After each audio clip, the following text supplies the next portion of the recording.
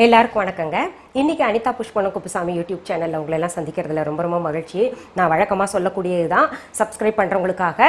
புதுசாக சப்ஸ்கிரைப் பண்ணுறவங்க சப்ஸ்கிரைப் அப்படின்னு காமிக்கக்கூடிய அந்த ரெட் பட்டனை அழுத்திட்டுங்க. பக்கத்துலேயே பார்த்தீங்கன்னா ஒரு கோவில் மணி போல பெல் ஐக்கான் காமிக்கும், அதையும் தொட்டு விடுங்க. அப்போ தான் பார்த்தீங்கன்னா உங்களுக்கு என்னென்ன பதிவுகள் நான் போடுறேனோ அதெல்லாம் உங்களுடைய கவனத்திற்கு நோட்டிஃபிகேஷன்ஸ்க்கு வந்து சேரும். அந்த பதிவுகளெல்லாம் நீங்கள் பார்க்கணுன்னா என்னுடைய வீடியோ இப்போ ஓடிக்கிட்டு இருக்குன்னு வைங்களேன், அதுக்கு பக்கத்துலேயே சின்னதாக பிளாக் கலரில் முக்கோணம் போல ட்ரையாங்கிள் ஷேப்பில் ஒரு ஐகான் காமிக்கும், அதை டச் பண்ணுங்க.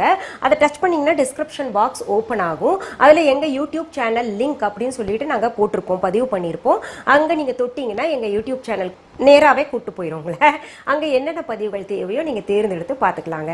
இப்போ என்னுடைய கமெண்ட் பாக்ஸில் பார்த்தீங்கன்னா நிறைய பேர் என்னுடைய குழந்தைகள் பாவக்காய் சாப்பிட மாட்டாங்க, சாப்பிட வச்சிட்டிங்களே மேடம், அது 8 வயசு குழந்தை 7 வயசு குழந்தை எல்லாம் சாப்பிடுது. என்னுடைய கணவரெல்லாம் சாப்பிட்டு ரொம்ப அப்ரிஷியேஷன் கிடைக்குது. குடும்பத்திலேயே பார்த்தீங்கன்னா மாமியார்கிட்ட பாராட்டு கிடைக்குது, பேரண்ட்ஸ்கிட்ட பாராட்டு கிடைக்குது. சமைக்க தெரியாத என்ன வந்து சமையல் ரூமில் முத போயிட்டு உங்களோடதெல்லாம் பார்த்து சமைக்கும் போது ரொம்ப பாராட்டு குவியுது மேடம், பரிசெல்லாம் கிடைக்குது எங்கள் வீட்டில இருந்து, என் கணவர்கிட்ட இருந்து அப்படின்னு சொல்கிறாங்க. ரொம்ப மகிழ்ச்சியாக இருக்குதுங்க. இன்னொன்று, எல்லாருமே வந்து வீட்டில் சமைக்கணும், அதுதான் என்னுடைய நோக்கம். சமையலுக்கு ஆள் வச்சுக்கலாம்ல அப்படின்னு நிறைய பேர் கேட்பாங்க. இருந்தால் கூட சமையலுக்கு ஆள் வச்சுட்டு அவங்க நிறைய எண்ணெய் ஊற்றிடுவாங்களோ இல்லை கழுவாமல் ஏதாவது செஞ்சுருவாங்களோ அப்படின்ற பயத்தின் காரணமாகவே பிஸியான ஸ்கெடியூலில் கூட நான் குழந்தைங்களுக்கு முன்னாடியே கொஞ்சம் ப்ரீவியஸாக சமைச்சிட்டு அவங்ககிட்ட லிஸ்ட் கொடுத்துட்டு போயிடுவேன், இதெல்லாம் இருக்குது வீட்டில், நீங்கள் பார்த்து நல்லா சாப்பிட்டுக்கோங்க அப்படின்னு சொல்லிட்டு போவேன். அதனால நம்ம கையால் சமைச்சு கொடுத்தா கணவர் அப்புறம் குழந்தைங்கள்லாம் ரொம்ப சந்தோஷப்படுவாங்க இல்லையா. அதில் பார்த்தீங்கன்னா பாண்டிங், ஒரு அன்பு, ஒரு பாசம் இன்னும் பெருகுங்க. அதனால நீங்க எல்லாருமே சமைச்சு போடுங்க, நல்ல பேர் வாங்குங்க. இப்போ நிறைய பெண்கள் வந்து தைராய்டுனால பாதிக்கப்படுறாங்கன்னு நினைக்கிறேன். அவங்க வந்து சொல்றாங்க தைராய்டுக்கு ஏதாவது ரெமெடி கொடுங்கன்னு. ஹைப்போ தைராய்டா ஹைப்பர் தைராய்டான்னு பார்த்துட்டு உங்களுக்கு டெஸ்ட் பண்ணிட்டு அதுக்கு என்ன மருந்து மாத்திரைகள் கொடுக்குறாங்களோ அதுபடி ஃபாலோ பண்ணுங்க. சரி, இன்னைக்கு பார்த்தீங்கன்னா தைராய்டு சம்பந்தப்பட்ட ஒரு உணவு தான் சமைக்க போறேன். இந்த ரோட்டி அப்புறம் வந்து சப்பாத்தி அப்புறம் பூரி கூட சாப்பிடக்கூடிய சைட் டிஷ் எல்லாம் எங்களுக்கு சொல்லுங்க மேடம் சொல்றதுனால இப்போ சுரக்காய் சப்ஜி செஞ்சு காமிக்க போறேங்க. North Indian style. இது ரொம்ப ஆதென்டிக்கான சப்ஜிங்க, காலமாக செஞ்சுட்டு வர்றாங்க. அதுக்கு தேவையான பொருட்கள் என்னென்னு பார்த்துடலாம். சுரைக்காய், பாதி சுரைக்காய், கடலை பருப்பு 100 கிராம், சீரகம் 1 டீஸ்பூன், கடுகு 1 டீஸ்பூன், பச்சை மிளகாய் 2, மிளகாய்த்தூள் 1/2 டீஸ்பூன், மல்லித்தூள் 1/2 டீஸ்பூன், மஞ்சள் தூள் 1/4 டீஸ்பூன், பெருங்காயத்தூள் 1/2 டீஸ்பூன், கொத்தமல்லி இலைகள் 2 டேபிள் ஸ்பூன், உப்பு தேவையான அளவு, எண்ணெய் தேவையான அளவு. இப்போ நம்ம சொரக்காய் வந்து அரை எடுத்துருக்கோம் இல்லையா, அது பார்த்தீங்கன்னா இவ்வளோ பெருசு நறுக்கி வச்சுக்கணுங்க.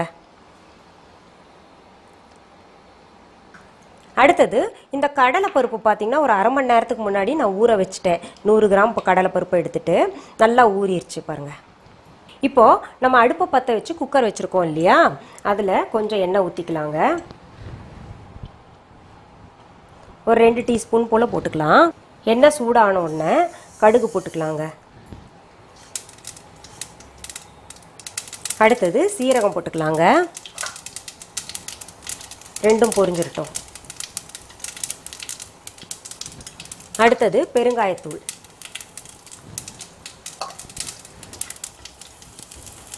இந்த நார்த் இந்தியன் சமையலில் கொஞ்சம் பெருங்காயத்தூள் எப்போவுமே கொஞ்சம் கூட இருக்குங்க.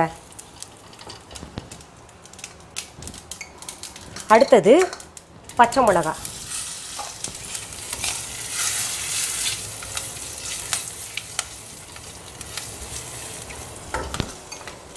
அடுத்தது இந்த சொரக்காய் நறுக்கி வச்சுருக்கோம் இல்லையா, அதை போட்டுக்கணும். அடுத்தது கடலைப்பருப்பு,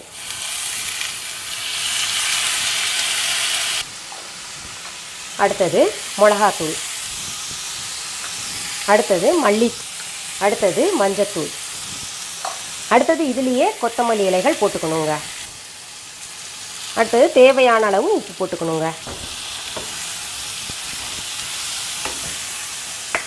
அப்புறம் தேவையான அளவு தண்ணி ஊற்றிக்கணும்.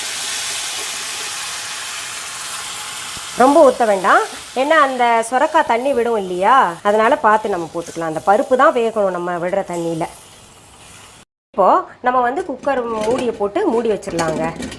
இப்போ ஸ்டீம் வரட்டும், அதுக்கப்புறம் நம்ம விசில் போட்டுக்கலாம்.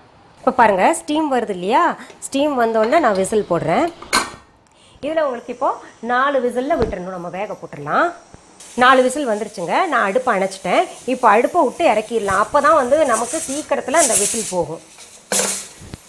இப்போ பாருங்கள் குக்கர்லேருந்து விசில் நல்லா போயிடுச்சுங்க. பாருங்க ஓப்பன் பண்ணி பார்க்கலாம். கொஞ்சம் வந்து இந்த தண்ணி இவ்வளோ இருக்கணும், கொஞ்சம் லிக்விடாக தான் இருக்கணுங்க. பருப்பு வெந்துருச்சான்னு பார்ப்போம். பருப்பு வேகலைன்னா இன்னும் ஒரு 2 விசில் வச்சுக்கலாம் நம்ம. வெந்திருக்கு பாருங்கள், சரியான பதத்தில் வந்திருக்குங்க. இப்போ நான் இது வந்து ட்ரான்ஸ்ஃபர் பண்ணிடுறேன் ஒரு பவுலில். இதுக்கு வந்து நான் உங்களுக்கு தண்ணி அளவு சொல்லலை இல்லையா.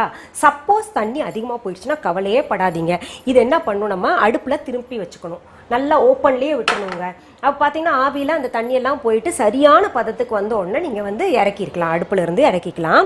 இப்போ பாருங்கள் நான் ட்ரான்ஸ்ஃபர் பண்ணுறேன். ரொம்ப சுவையாக இருக்குங்க. இது என் வீட்டுக்காருக்கு ரொம்ப பிடிச்ச டிஷ்ஷுங்க. இது சப்பாத்தி கூட ரொம்பவே டேஸ்ட்டாக இருக்கும், பூரி கூடயும் ரொம்ப நல்லா இருக்கும். ஒரு கிரேவி டைப்பில் தான் பாருங்கள், ரொம்ப சுவையாக இருக்கும். நீங்கள் செஞ்சு பார்த்துட்டு எனக்கு கமெண்ட் பாக்ஸில் கமெண்ட் பண்ணுங்கள். ரொம்ப பதமாக பக்குவமாக வந்திருக்கு. உடம்புக்கு ரொம்ப நல்லதுங்க. அதாவது பொதுவாகவே கொஞ்சம் உடம்பு ஊதி இருந்துச்சுன்னா இல்லை கெட்ட நீர் ஏதாவது இருந்துச்சுன்னா வீட்டில் பெரியவங்க கிராமத்துல எல்லாம் என்ன சொல்லுவாங்க, சொரக்காய் செஞ்சு சாப்பிடு, அடிக்கடி சொரக்காய் சேர்த்துக்கோ உணவுல அப்படின்னு சொல்லுவாங்க இல்லையா. சுவைக்கு சுவையும் ஆச்சு, நமக்கு உடம்பு ஊதல் குறையணும்னா நம்ம பெரியவங்க எல்லாம் சொன்ன மாதிரி சொரக்காயை அடிக்கடி உணவுல சேர்த்துக்கணுங்க. சரி, உங்களுக்கு பிடிச்சிருந்துச்சுன்னா உங்க ஃப்ரெண்ட்ஸ்க்கெல்லாம் தெரிஞ்சவங்களுக்கெல்லாம் ஷேர் பண்ணுங்க. மீண்டும் சந்திக்கலாமா?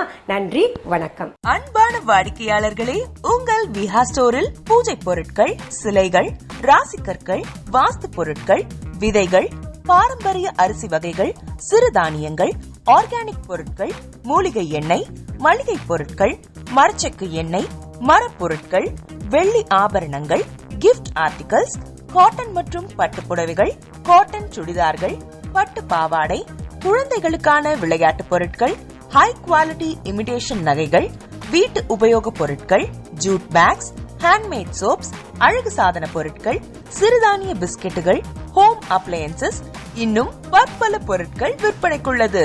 விஹா ப்ராடக்ட்களை நீங்கள் வாங்க விரும்பினால் அது எங்களுடைய viha.online வெப்சைட் மற்றும் சென்னை ராஜா அண்ணாமலைபுரத்தில் உள்ள எங்கள் விஹா ஸ்டோரில் மட்டுமே கிடைக்கும் என்பதை தெரிவித்துக் கொள்கிறோம். வேறு எந்த ஆன்லைன் வெப்சைட்களிலும் விஹா ப்ராடக்ட்கள் விற்பனைக்கு கிடையாது என்பதை நீங்கள் கவனத்தில் கொள்ள வேண்டும். எங்கள் விஹா ஸ்டோரின் விலாசத்தை கண்டறிய கூகுள் மேப்ஸில் விஹா ஸ்டோர் என்று டைப் செய்தால் வழியை கண்டறியலாம். www.viha.online வெப்சைட்டிலும் விஹா ஸ்டோரின் அட்ரஸ் உள்ளது.